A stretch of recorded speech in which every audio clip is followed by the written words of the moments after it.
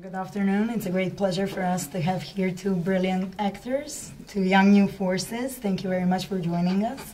First, I would like to ask you one simple question. How do you like it here in Berlin, and how do you like the Berlinale Festival? I want to be a gentleman. Yeah. Thank you.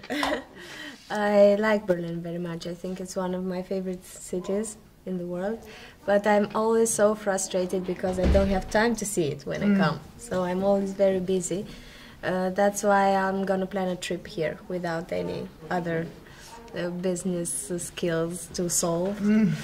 And I don't know, Berlinale was for us like being in a carousel because we had such a strict schedule in a way, but in some other way we were very spoiled.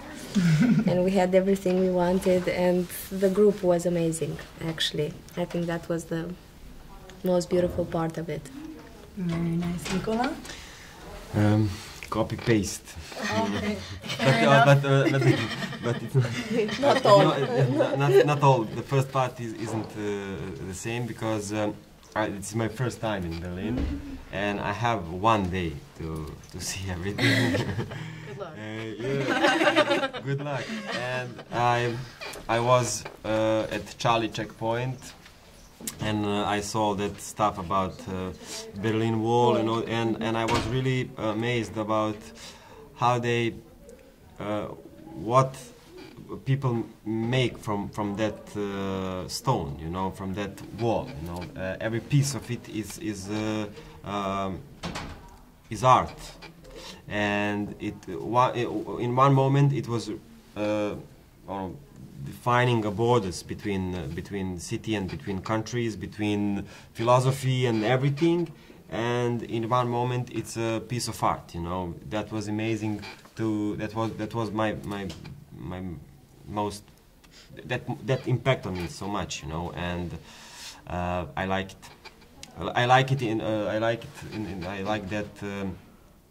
that part of Berlin. Not physically part. I like that I saw that in this town. Well, I wanted to ask you guys what your view is, or maybe just a brief definition of cultural diplomacy, and how important you think it is to be an actor that promotes cultural diplomacy and promotes the exchange of cultures with other nations. I think when you hear those such a long title, in a way you are not sure you're getting the right meaning.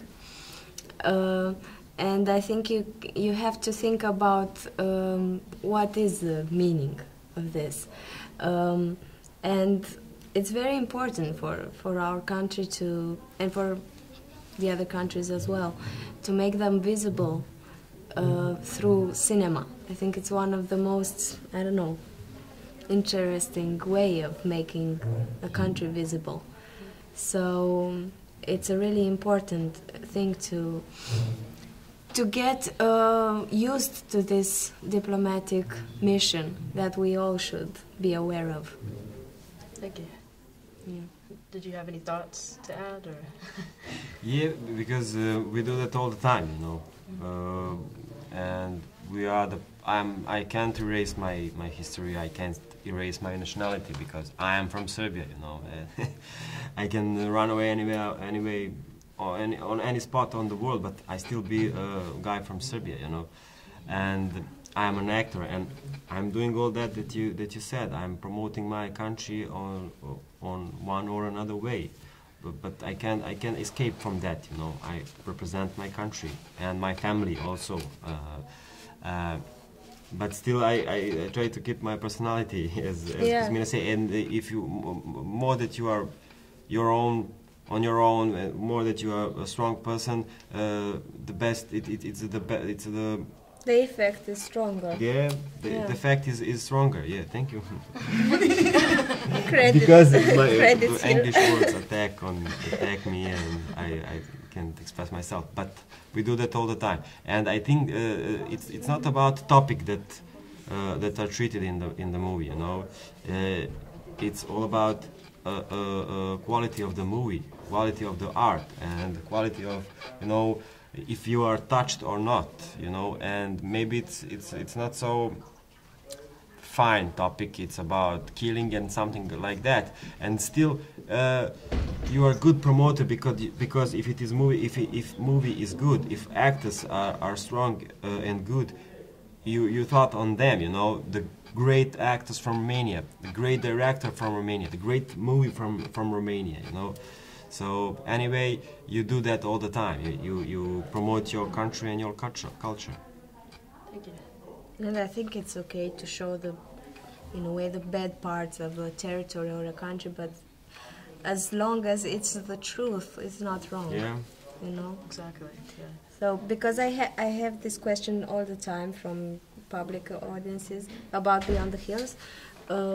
Why do you promote the bad part of Romania in movies? It's not the bad part, it's part of the process of the developing of the country. It's not bad, it's the truth, and maybe someday that event will help us as a nation to go further. It's nothing to be ashamed of, or oh, you're describing your country in a bad way. And this question comes often from Romanian people who live outside the country, and they are ashamed in a way by this movie because it's a bad theme and it's not about romantic comedy. Yeah, that's the sentence that you both said, that history and all the bad things that happen should be forgiven but shouldn't be forgot. So, that is true. That is true. But most important for me when I saw Beyond the Hills, it was like how men are so small, you know, and I was, you know, I just want to hug Cosmina. I didn't know you. I didn't know her before that. I didn't know her personally. I just need to hug that person. I know that I will meet her on a Berlinale, and I need to hug her. And I was so happy because in Romania too there is a people that thinking about existence, human existence, and about could we do something or we are just weak human beings. So I was really happy that there is in Romania people that think on that way.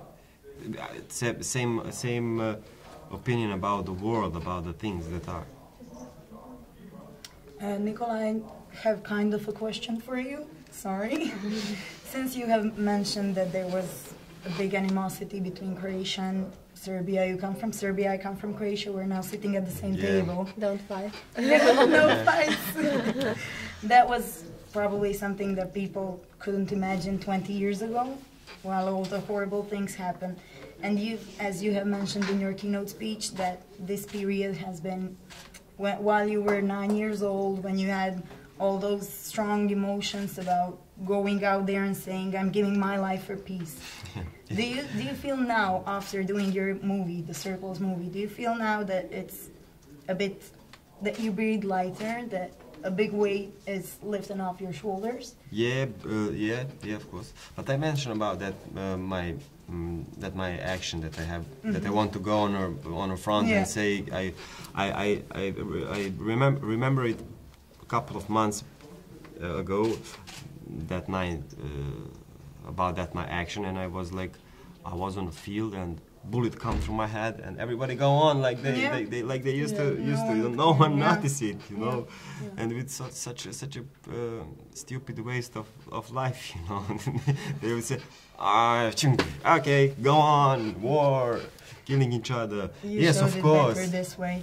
Yes, of course. I show them better this way. Yes. Yeah. And I feel relief after movie, and all that participation in that movie, all that time in Trebinje, and after that in Sarajevo during the Sarajevo Film Festival was really relieved me of all that burden. Yeah. Thank you. We kind of touched on this a little bit before, but I did want to ask if you think it's more effective maybe to be just kind of a strong person and to go out and be a representative of your country, you know, being an actor and somebody that people can look up to a lot, and a lot of people look up to you and see you as a representative of the country. Is it more important to stand on your own or have some sort of government-backed agenda? Would you say it works more effectively if you just go out and do your job? I think it's the only only way. The only way. The only way. Because otherwise there's a big misunderstanding. You try to be someone else and you try to be something that is not true. So that's not representing. That's, I don't know how it's called. Yeah. But yeah, a lot of people I think have the tendency to do that. And it's because they like to stay in that comfort zone where nothing bad can happen and nothing can touch them really or hurt them.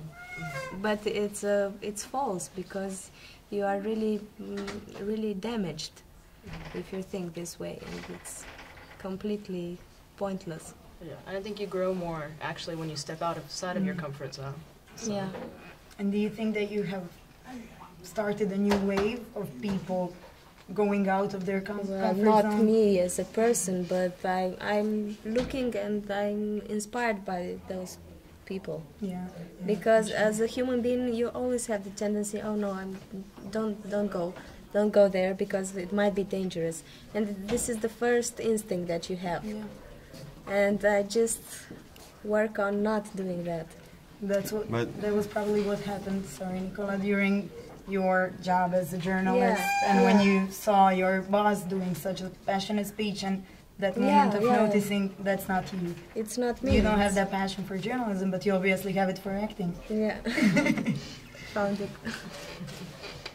You were saying, sorry? It's outside, go. Oh, it went, okay. So you have been here for how many days in Berlin now? 5 or 4? I'm not sure I'm here. I forgot to count. 7. We arrived on 7th of February. Yeah, Very nice. I arrived at February 5th. And So do you find it hard now, since your lives have changed so much? Do you find it hard to travel that much, to have all of these flashing lights in your face and everyone expecting something out of you? Is it hard to handle it, or is it you got used to it and that's it?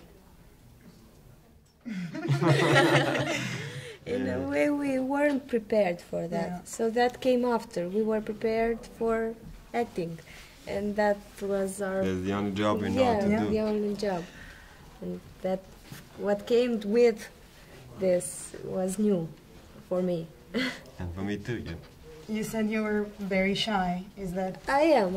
a bit lower now? Are you a bit less shy now, or still Well, the same level? I try not to change anything. And, it... Sometimes I am, sometimes I'm not. I cannot say I'm only like this Shy. because I'm an extreme, actually. Yeah, and it's quite tiring because sometimes I'm always speaking and found myself speaking all the time, and sometimes you cannot get a word out of my mouth for hours. Yeah. It depends about people that surround you, and and it depends about atmosphere, you know. Sometimes you could feel really comfortable and feel, you know, like, no, I wouldn't be so, you know, English was so bad if you were a little bit more, you know, like strict, like official. I would be like, I would start to cry in a half of my speech, you know. And, okay, guys, I can do this. You know. Come I on, want to go away from here, cooperate a little bit, give a little feedback, you know. And all that stuff. But everybody was, you know, like relaxed about all that, and that was helpful for me. Of course, of course. And you mentioned during your speech about your movie Circles being sort of a national therapy for Serbia, as well as some of the surrounding areas.